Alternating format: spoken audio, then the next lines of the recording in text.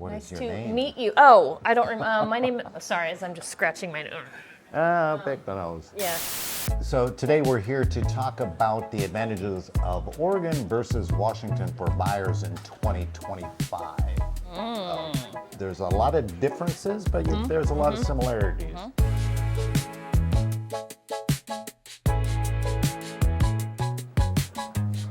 I'm Tim Saeland with PDXRE team and Remax Equity Group based out of Oregon.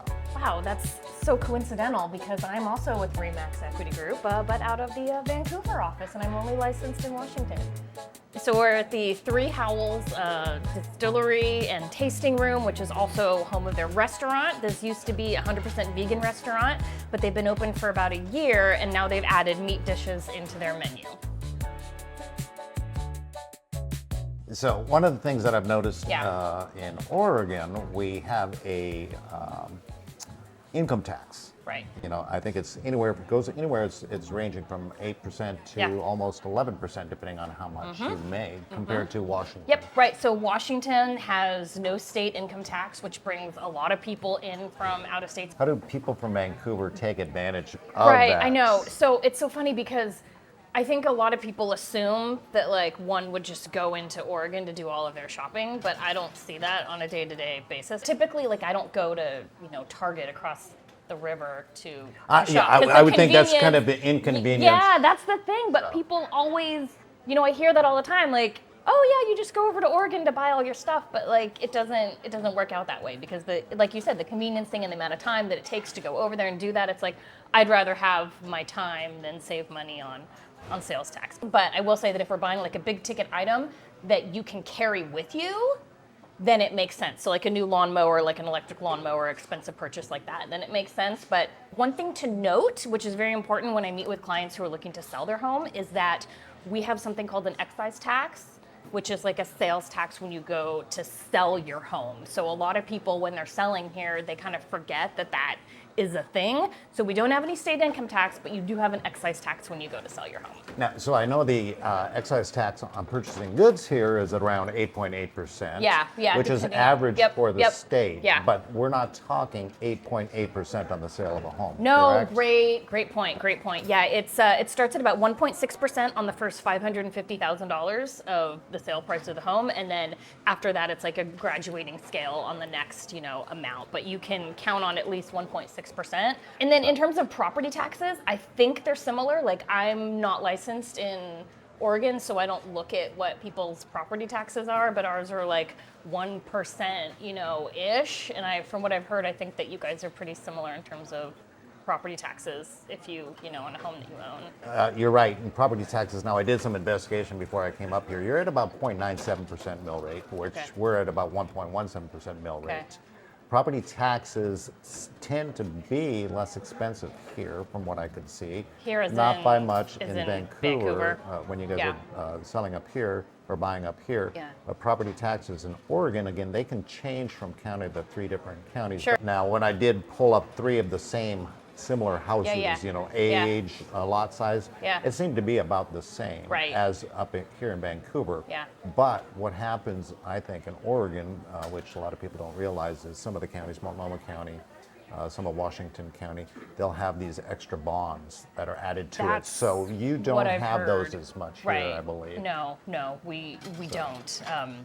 One thing I did notice is you do, so for $6,000 income and spending power in Portland, you only need about $5,000 in Vancouver. So I have noticed the cost of living in Vancouver is cheaper than living in Portland. Including Is that because of parking tickets? That could be it. I've gotten a couple of those too.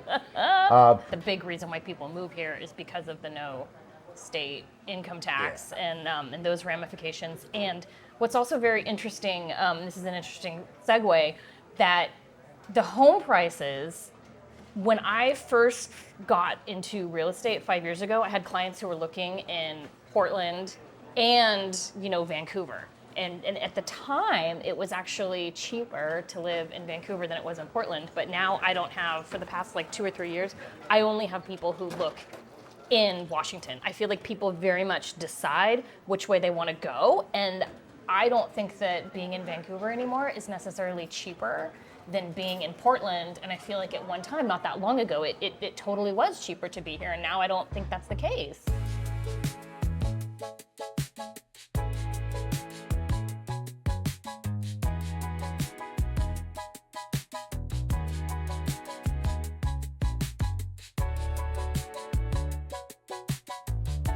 What I've been noticing is we have a lot of sales that are happening in the Southeast Portland area. Okay. So that lately, and I think that's somewhat due to affordability because the Southeast has always been a little bit more affordable.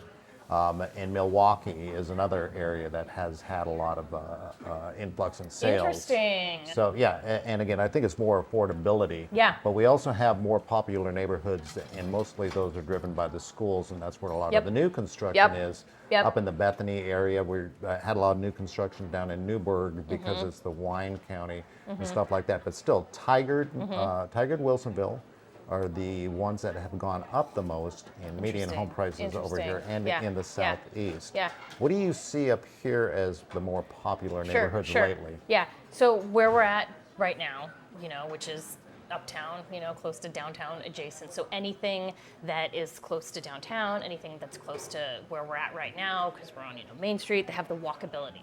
The Philida, Salmon Creek area, which is more northwest, kind of near the part of town that I live in. Schools are generally you got some good lake over up there too? Yeah, there's Vancouver Lake. Yeah. Fisher's Landing, which is in East Vancouver. Camas is the highest, median sales price. You have big houses there. What do you think Camas is? The schools, people love the schools. Their schools rank, very high. So people move there for the schools, and there's just a lot of nice homes there, and people generally, it's well maintained. Yeah, I've heard a lot of development out in Camas area too of some of these larger homes. Versus probably just like us, when you get closer into the city, it's going to be smaller lots. It could be bigger homes, but smaller lots. Right. But I've heard that you have a little bit larger of a lots, but bigger homes. Yep, bigger homes. Yep, 100%. Like it's not exactly a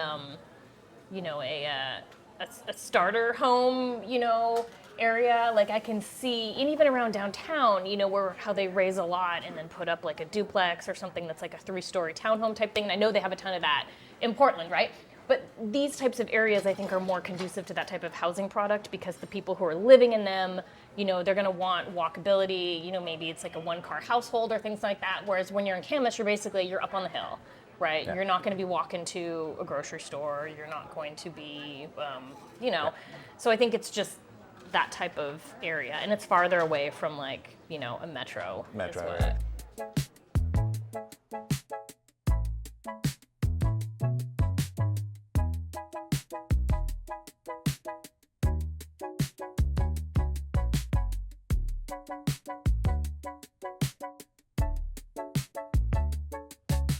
When we're talking differences and again, I'm sure you've probably had, it sounds like, people who thought of Portland or Vancouver. What have you found that's driven them to Vancouver versus Portland? Now, for my clients, what I've noticed is people like the convenience of having some culture and some things to do downtown. Yes, in Portland, right? We're talking about Portland. And they may not live right in Portland. They may live just on the outskirts, but they like the convenience of coming into downtown for a lot of that, the diversity in restaurants, the diversity in a lot of local shops, which I notice you guys have a lot of here too. We're getting there. Yeah. Did you find that as being a deterrent for when Vancouver I had people who would looking on both sides of the state, yes. But I feel like the people who I have now that come to me are very much like, this is what we want. Like it's the trade-off, right? So when people come to me, I have this conversation with them too if they're from out of the area. I'm like, okay, so Portland is great because you have walkability, you have culture, you have all these fantastic things, right? And I tell them the story about how when I moved here, I came from LA County, like living in Santa Monica. So I had street parking, I didn't have a garage, I had walkability, I had all those things that Portland represents, right? And parking tickets. So we considered Portland for like a hot minute, but then we came up to Vancouver and we're like, oh, there's parking lots, there's like garages with, attached to houses. It just feels a little more spacious. And the really cool thing, which It's shrinking now, but you can drive around. Like I live in the Salmon Creek area, and I can still see green space, like not too far. And that's what people want if they're, So Vancouver tends to be a little bit more suburbia, which 100%, is completely fine. You're so good at summarizing. I just prattle on and you just like tie it all together. Now, 100%. Yeah. Now, our influx, I've noticed through, and you can find this out through Realtor.com, our influx, the majority of it is, for Portland, is coming from Los Angeles County area. Yeah. And I believe that's true for you here too. But I think you have our second influx into Portland is coming in from the counties surrounding Multnomah and Washington. Yeah. And but yours is, I believe, second, if I remember correctly, is a lot of people from Portland moving to Vancouver. Yes. Yep. So what do you see that is? I know when I'm selling a house for somebody who wants to move just from Portland to Vancouver. It's mostly for retirement purposes. So they're going to be on a fixed income, so they don't like that, the consumption tax, whatever you want to call it. Down there we have the income tax. Yep. So I see a lot of people that move up here for that reason. Is that what a lot of your clients are? Or? Yeah, if they're moving from Portland, it's mostly for tax reasons. For tax reasons? Yep, 100%. Okay. Now, a lot of the people in Vancouver, though, where do they work? Where do they work? I mean, are they, because it's a suburb of Portland. Most of my folks who I've helped and people that I even know in my orbit work from home. That's one advantage, I guess, of COVID now. I don't know that was so true beforehand. Yeah. But,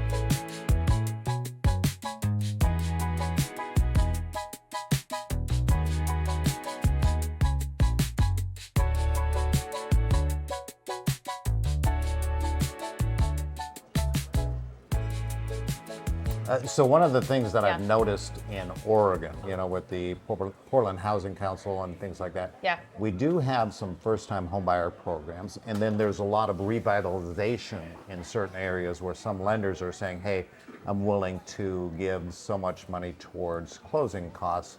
Try to revitalize the neighborhood. Sure, interesting. But I don't see that many, or if we do have that many programs in the Portland Metro, again, just Portland Metro area, even though everybody's looking for that first-time buyer program, which the federal government doesn't back up anymore, and the local governments only have limited sources for that. Exactly. Perfect summary. Perfect summary for what's happening here, too. Perfect. So it's pretty much similar to what's happening now down south. So, and while they're out there, it's just, number one, they're hard to get to now. And in Oregon, like in the Portland Housing Council, you have to take a one-day class. Yes, okay, correct. So similar up here? Yep, you have to take a class. Mm-hmm. Take a class just to be familiar with it, and they just want to make sure if they're backing you up. Now, and again, some of the programs in Oregon are some revitalization areas. Again, areas of Portland. Remember, it's quite bigger. Yeah. There's a lot of areas that have kind of gone down as far as being taken care of, so they're trying to revitalize it. You haven't seen those programs? No, I haven't. Yeah. Okay. I haven't. I do know, especially in Oregon, and it's probably true up here in Washington too, a lot of those programs are going to be, where they run out of money within a certain county or city, they're more advantageous to people who are going outside of the exact metro area. Yeah, so we have like the, like a USDA type loan, which you might not have in Oregon. Yeah, no, we do have that too. You do, in Portland, So it's, I didn't know if you had any in like Portland, because I figured it was too built up to get the you're USDA, exactly right. You're exactly right. I believe that you probably have more USDA rural areas we do. here in Clark County, than we do in the Tri-County area 100%. Down there. Yep.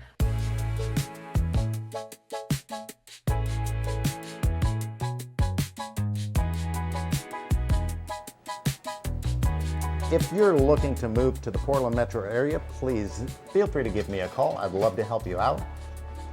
If you are interested in moving to Vancouver, want to have a chat about it, or maybe you're thinking of selling your home in Vancouver, please reach out to me.